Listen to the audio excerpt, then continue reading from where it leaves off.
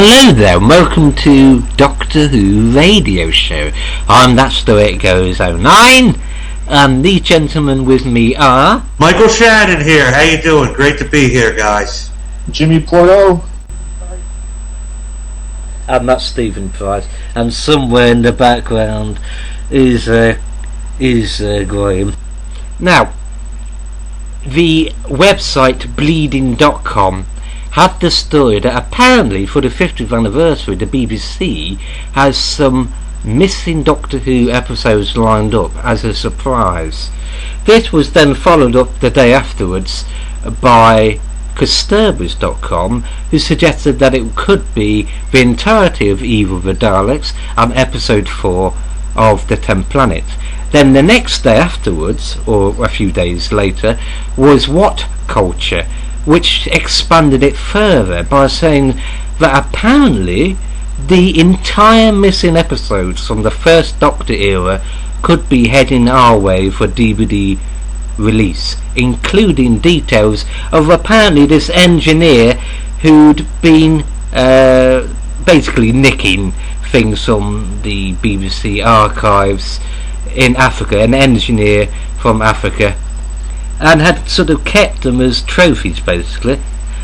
Anyway, needless to say, he'd mounted allegedly an entire trove of missing Doctor Who episodes.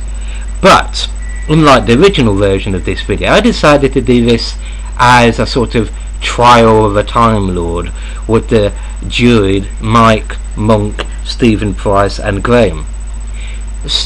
In essence, we will decide whether this is the Dalek master plan or just one of the master's stupid plans from the Anthony Ainley era. So what do you think, everyone? We have episodes that have been missing for 40 plus years apparently are going to sort of turn up as a nice treat for the 50th. Yeah, well, you know, like any of us here, we're hoping this news is true. You know, nothing wrong with getting some classic episodes back that some of us never got a chance to really see. Like I collect all the episodes. I have the missing ones in pieces, you know, with some of the audio and some of the pictures and all. But how cool would it be to actually see something like the Daleks Master Plan, like in full, you know? And they could digitally remaster it, you know, and really put it in HD. You know, could look, you know, if this is true and we have all the first Doctor episodes, that's sweet. But on the other hand, I hope the same is for the second Doctor's adventures too, which we are missing a lot of his, you know, a lot of his episodes too, definitely. 62 for Troughton, 44 for Hartnell. Now bear in mind though, it's been sort of elaborated and expanded upon. A so-called African technician for the BBC, sort of basically nicking episodes here and there, has decided this was actually some sort of investigative journalist who discovered this bloke. So is it possible that there's an air of suspiciousness about it, since it just happens to have been mentioned during the 50th anniversary but not before, as far as I can tell? Well, a lot of people are suspicious about it, and there's an article that appeared 42 minutes ago that says that he's also suspicious, and until it's officially confirmed he's not going to believe it, but he wants to. And we don't know exactly when this incident happened, right? When they found out that this African had all these lost videotapes recordings. So we don't know. I mean, the BBC maybe could have known for a couple of years and want to save it for the 50th to give us something good, but I don't know. Wouldn't they let us know a little earlier and really start pumping out those DVDs? That's a lot of episodes. If it's true, I'm surprised the BBC just didn't go after the guy for breaking the laws. That's a good point. Because he was technically stealing property of a corporation. It's supposed to be a complete first Doctor and an episode from the second. All the missing episodes of the first and a missing episode from the second. The story goes he was ordered to like many others, to erase episodes, and he decided to just keep them for himself. Yeah, safekeeping basically, and not just of Doctor Who, but of a lot of BBC shows. So essentially, if this pans out, you're going to have a complete set of Hartnell. And poor old Pat Troughton's still going to be left ravaged. Right. Yes. But still, since the story was released, nothing's been officially confirmed. Yeah. Now remember, you're a jury deciding whether this is true or not, how much of it makes sense or not. As Mike has said and Monk has said and Steve said in the original version of this video, it's what everybody wants to hear. It isn't entirely impossible for an entire, and I mean entire, story of all the episodes to turn up actually existing, because that did happen with Tomb of the Cybermen in 1992. All the episodes 92 were discovered, so it has actually happened. Is it possible that those episodes might be linked by this African, I'm going to keep this for safekeeping, honest bloke? Was it Tomb of the Cybermen not found in Asia? No. Oh, Yeah, right. in some sort of church or... That's what I mean. Anybody in almost any country could have copies and of these old episodes and not even realize it. You know, from inheritance. That they got from their grandfathers. And maybe they didn't look over videotapes. I mean, you never know what's going to pop up. I'm sure somewhere we have all the episodes. Somewhere. Then you had where they said the Russians were spying on England at one time and recorded all their television. Did they keep all those archives? Back then. I'm just saying. Yeah. Just like the Asians had a copy of the Tomb of the Cybermen.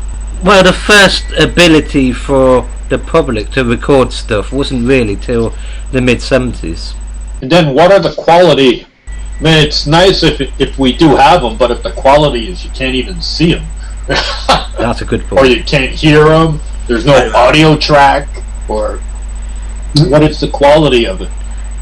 Well, you do have all the audio tracks in-house anyway, so as long as the picture's fine, you can just combine the two. Oh yeah, that's true.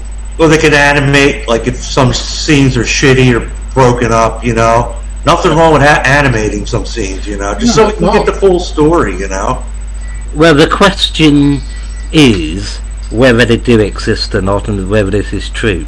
Now, there's 27 stories that are still incomplete in the official BBC archives. Both of them, yeah. And I'm going to list them, and it's rather sad reading. Marco Polo, The Reign of Terror, The Crusades, Galaxy 4, Mission to the Unknown, The Mythmakers, The Dalek Master Plan, The Massacre, The Celestial Toymaker, The Savages, The Smugglers, The 10 Planets, and then with Patrick Troughton, Power of the Daleks, The Highlanders, The Underwater Menace, The Moonbase, The Macra Terror, The Faceless Ones, The Evil of the Daleks, The Abominable Snowman, The Ice Warriors, The Enemy of the World, The Web of Fear, Fury from the Deep, The Wheel in Space, The Invasion, and finally The Space Pirates. Wow, what a lovely list of... well, not really lovely. Well, you know what? If you're asking if I think they all exist somewhere. I'm not sure if this is a false story or not, but man, I have a feeling that these episodes are out there somewhere. And like I said, some people might not even realize they have them. Mm-hmm. Now, if let's say, for argument, that just to carry on that point, Mike, and Monk's point as well, if they have been unintentionally saved, perhaps somebody bought something as a curiosity or whatever, it would also depend on how well they've been kept. If they've not been kept in the way that film stock should be kept, especially old film stock, which would get older, it would become more vulnerable over 40 years, then basically, even if the episode's been saved from destruction, it would have been by mistreatment and lack of care destroyed anyway. That's true. It would have been exterminated. Well, Yeah. As long as they were like kept in a box, nobody touched them, in their containers properly. There's a good chance, man. There's a good chance. I mean, look, shit. Last week, some guy found Action Comics #1 in a wall. In a wall. The first Action comic book in a wall when he was doing some taking down some walls, renovations in a house. Imagine that. So anything's possible, man. Comics are far more vulnerable to wear and tear and damage, and these would have been in pretty heavy duty metal. Yeah. Yeah, that's a good point. So it's all a case of chance. If it's a proper collector of old TV shows or film, then that person logically would have some basic or even professional knowledge of how to purposely keep them in safe condition, perhaps even restore them. Do you think it's possible, considering the trickling of these episodes over the last 40 years, from being missing to actually, we found them, that you think it's really in the realm of chance and percentage, logically, sod's law, that sort of thing, that an entire 20 episodes can be found or discovered or unveiled, out of the blue, when it's taken the last 30 years for even perhaps just 10 of them to be found? It just takes that discovery, man. If they find a whole lot, somewhere in boxes, containers with a bunch of episodes, or, like we have been getting them.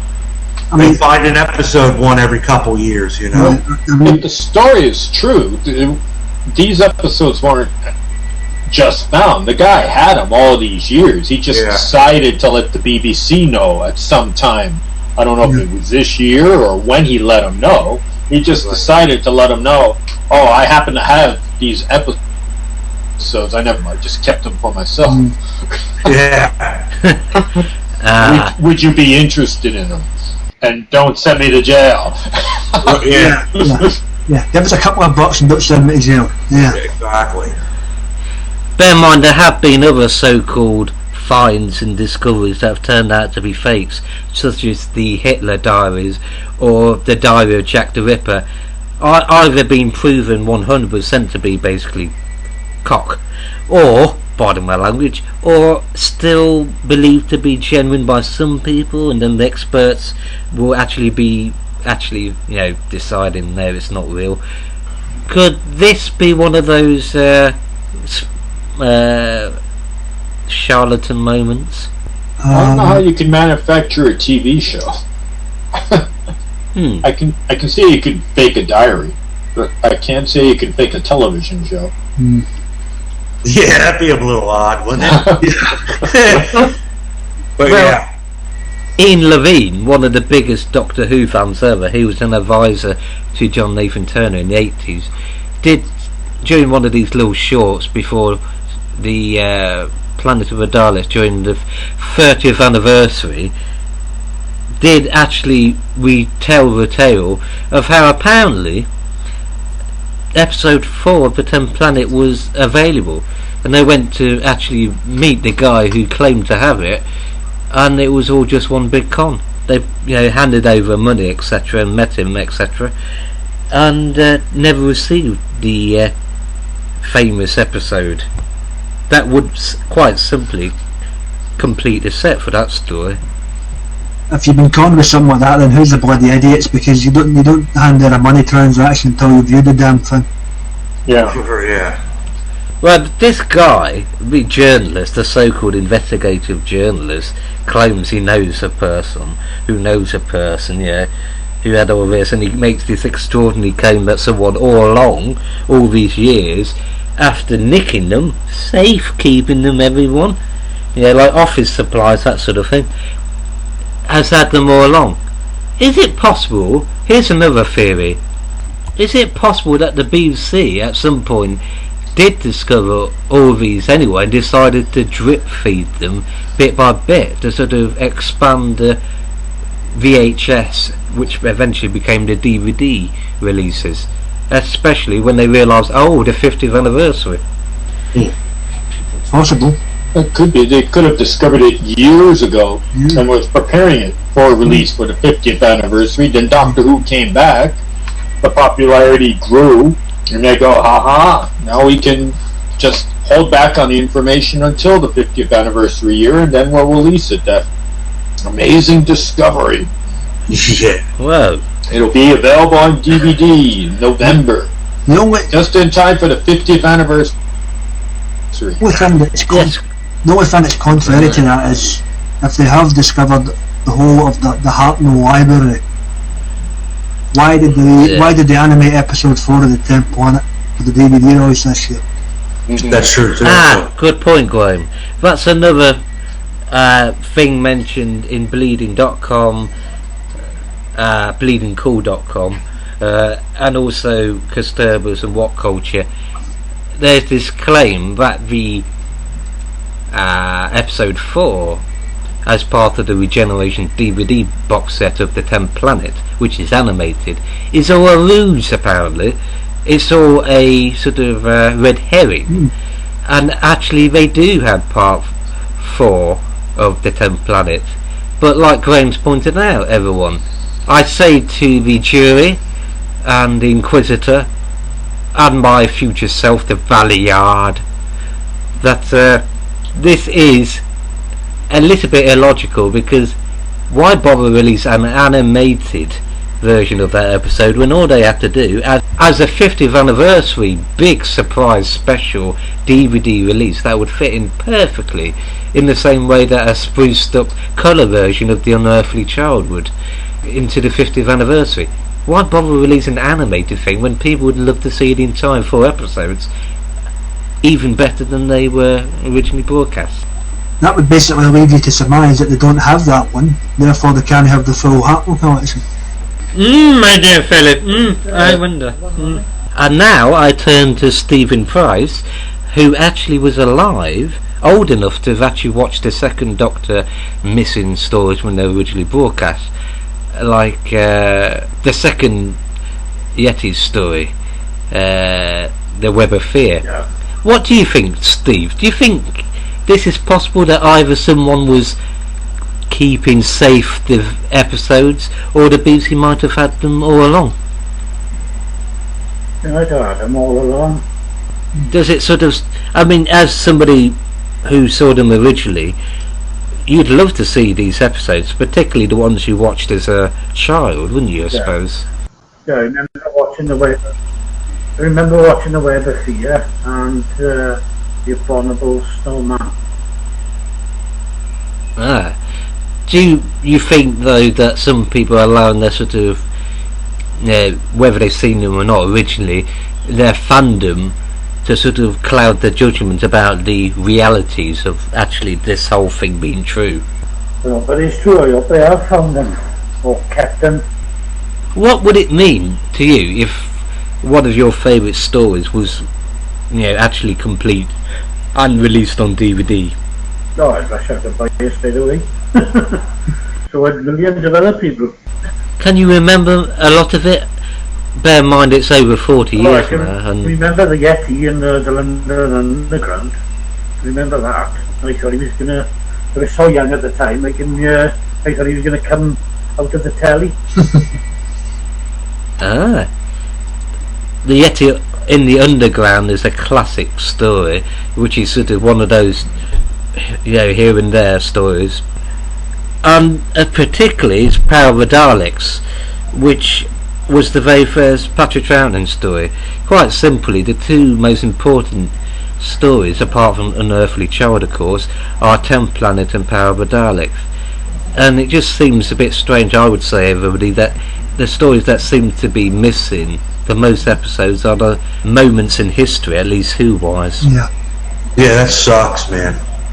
There's your animation right there as well. They've even done a freaking clip there.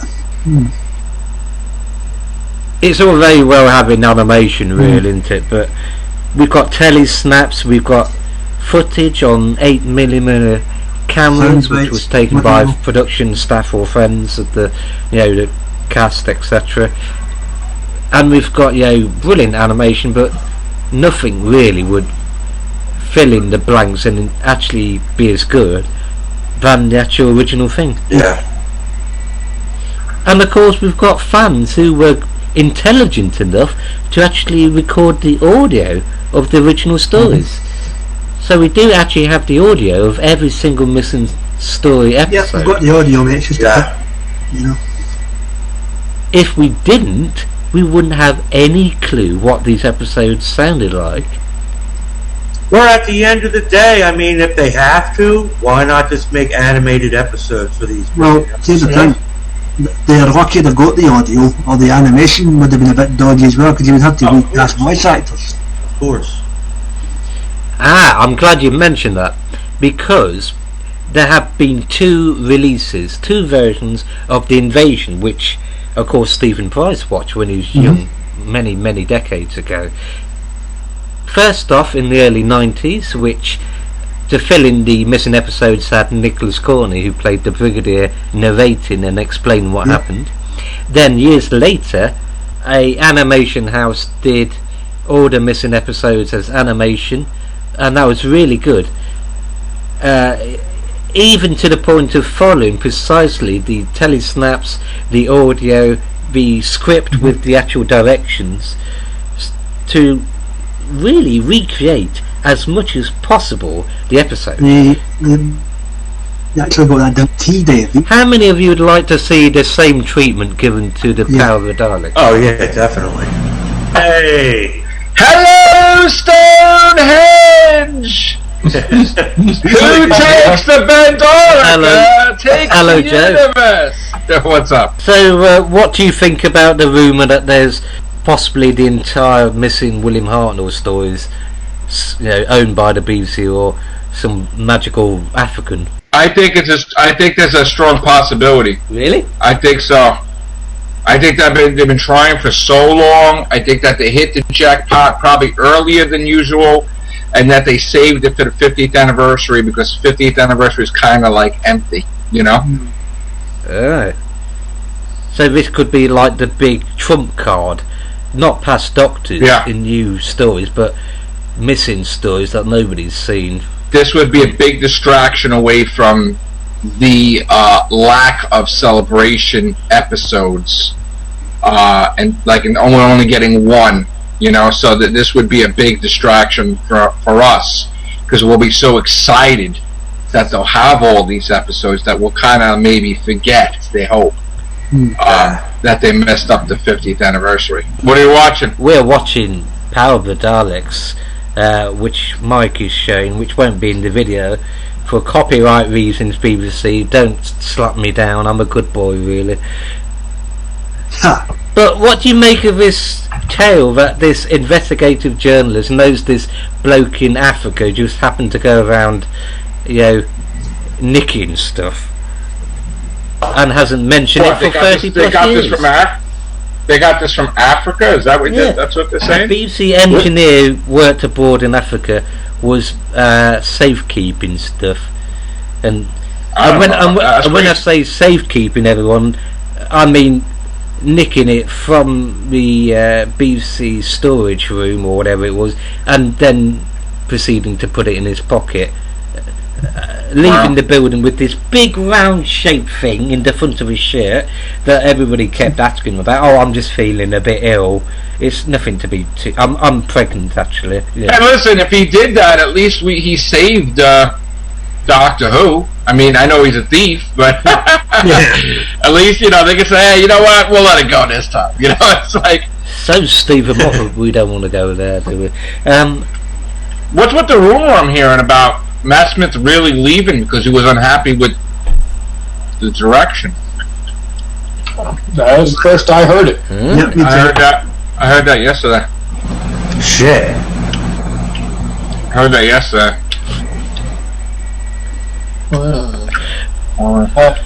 I've been following the British news sites, but I didn't see any article like that. Yeah, that's where I saw that. I saw it briefly. Well, I think Matt Smith was probably not very impressed by how they arranged the 50th anniversary, and perhaps, well, he was looking forward to all the past Doctors appearing, from the sound of it, in the 50th anniversary story, and everybody was looking forward to that. It's a shame. It just... You know what? There's no Doctor Who news. There's no Doctor Who news. No. Nothing. They are just throwing stuff out there, trying to distract us, like whatever happened to Susan Foreman. Like, only for the article, but we know what happened to Susan Foreman. Thank you. Like, all these articles about, like, you know, Craig Charles interested in Who role, Moffat era works. There's nothing to talk about. Absolutely nothing. Nothing at all. And I'm not even getting part of that. Like, they mention a new person every day. That, he should be the Doctor. He should be the Doctor. None of them are going to be the Doctor. None of them. Well, Dave is going to have to wrap this up. We got to do a real Whovians. Yeah. The radio show, right? Yeah. This is the radio show that was Matrix Lord turning up just at the end to stop everybody falling to sleep. Basically, everyone. I love Doctor Who radio show around for so long. Dave, you're awesome. That's the way it goes online. Great show, and I'm glad to be a part of it. Thank you, Joe, and thank you for the viewers, and also thank you for my companions who were Graham. Thank you, Matrix. Thank you, Mike. You're welcome, sir. Thank you, the meddling monk, and thank you, Steve Price, the man who actually has seen these very same episodes that we might be seeing soon for the very first time in 40 plus years. And what a lucky sod he is. Really lucky to see Patrick Troughton in the glory days of Doctor Who, one of many eras of glory days for Doctor Who. Yes. Which will happen again. Until next time, keep hooving and hooving with your vacuum cleaner, and don't nick anything from Beats' storage rooms. Brilliant.